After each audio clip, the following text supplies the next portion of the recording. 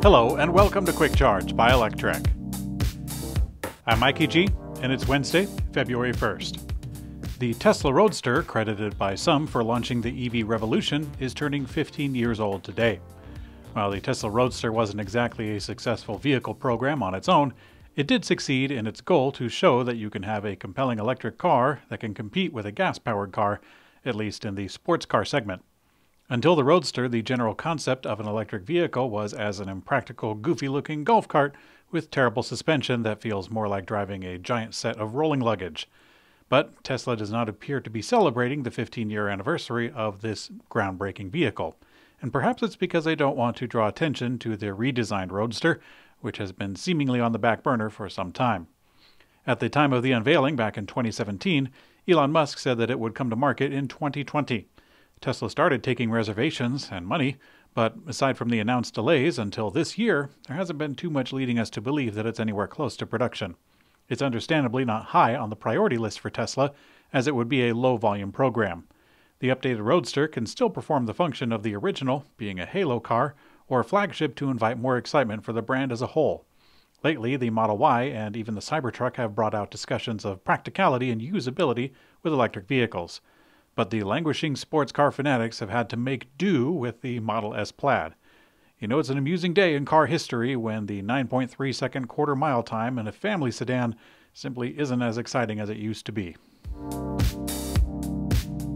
A new report states that Tesla plans to ramp up electric vehicle production at Gigafactory Shanghai to 20,000 units per week after a surge in orders. In China, there have been rumors that before the price cuts, Tesla had been throttling production at Shanghai, which is their most productive and profitable factory. Tesla has disputed those reports, but the output has gone down in the last few months from a high of over 80,000 units in September. And now Reuters reports that Tesla is planning to ramp up production at Shanghai following a surge of orders from price reductions. Of course, we have to be somewhat careful, as Reuters has had some mistaken reports about Tesla in the last year. In this case, they do mention actually seeing a planning memo from Tesla, which gives it a little credibility. And the general idea also has some backdrop leading in. It makes sense that Tesla would cut their prices to create a surge in orders big enough to justify ramping up Shanghai back to full capacity. But again, grain of salt. According to a report from German newspaper Handelsblatt, Volkswagen has decided it will manufacture another electric SUV in North America, and it'll be smaller than the ID.4. They said that a Volkswagen spokesperson confirmed the plans but would not comment on details. The compact SUV would possibly be an SUV version of the ID.3, as CEO of Volkswagen Passenger Cars, Thomas Schaefer, said in a LinkedIn post back in October. Where the new vehicle will be built is also unknown, and we can speculate a little bit. The report mentions either Chattanooga, Tennessee, or its Puebla, Mexico manufacturing center. Making it stateside in Tennessee would be a slam dunk for the Inflation Reduction Act, though with Mexico as a trade partner it might qualify once the government decides how to delineate battery supply requirements. Rivian is laying off 6% of its workforce as they are having issues cutting costs amid the production ramp.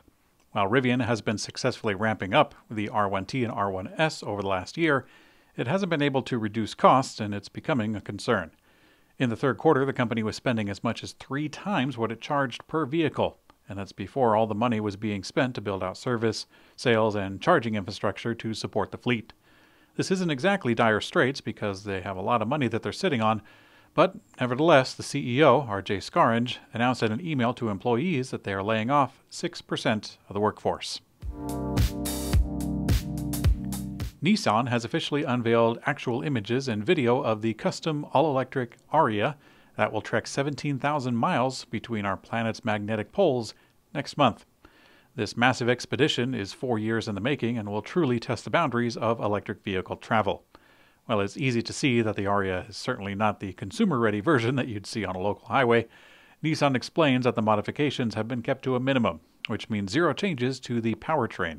To charge up the Ariya's regular battery, the trekkers will be transporting a towable charging prototype that includes a packable wind turbine and solar panel. Can't imagine how long that's going to take.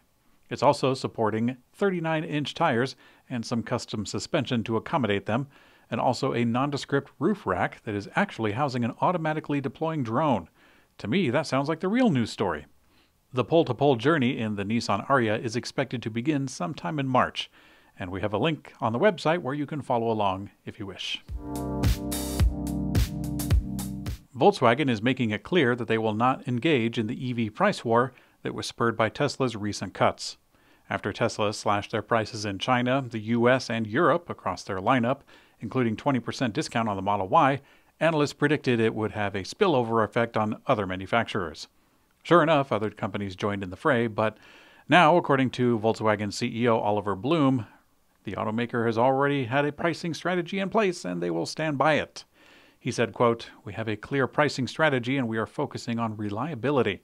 We trust in the strength of our products and brands." Now, Tesla's price cuts are clearly having a profound effect on the EV market, as the EV leader continues to shatter expectations while continuously breaking electric vehicle records. It's making it difficult for other automakers to compete, especially with a lower price. Volkswagen joins General Motors, which also announced that they would not offer EV cuts during the latest earnings release. However, there's a little bit more to the story. General Motors still has time to adjust their pricing, as they have not yet released the full pricing for the upcoming Chevy Equinox. By promising a starting price around $30,000, the Equinox EV will scale with 5 different trim levels.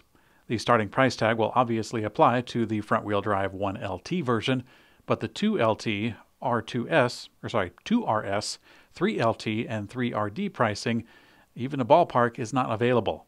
With the Chevy Bolt EUV starting at $27,600, it can scale up to $38,000 before floor mats and cargo nets. So that gives you a very, very wide range for what could be possible on the Equinox.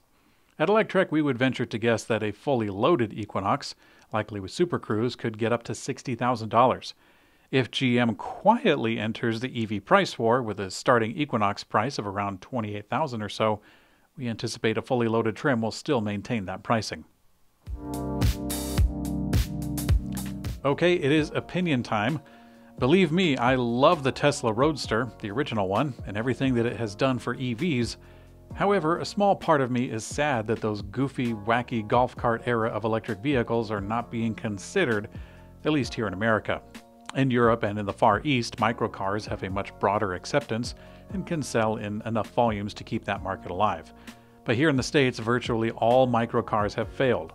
When I first got into electric vehicles, I accepted that, at least for that time, they were relegated to little runabouts, getting around 30 to 40 miles of range. And with that, there were so many logical and responsible realizations that came with a conversion that occurred in my mind. And I'm kind of sad that most Americans won't experience this. I still remember one of many aha moments that I had when reading about those goofy electric cars, which for me started about 15 years ago.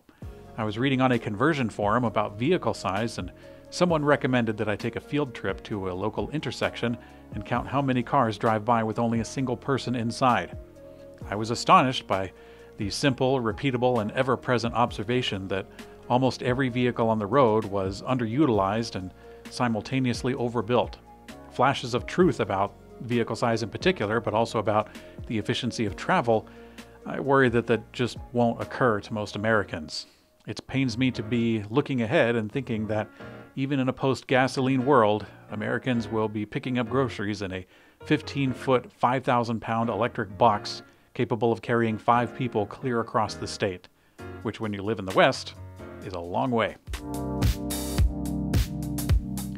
In today's community comment found on YouTube, Aaron Van Noy says, "I'm trying to come up with something negative to say so I get featured on your program. Maybe stop promoting the negative comments and start mentioning people that realize you are doing a great job." Thank you for the advice, Aaron. I don't have too much of a method for picking comments, other than I like to feature somebody new to the channel, something funny, or a new insight. Sometimes I pick something based on how much it makes me laugh.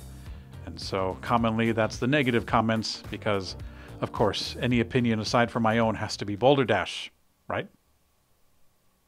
Thanks for watching Quick Charge by Electrek. I'm Mikey G, and I hope you have a great opinion.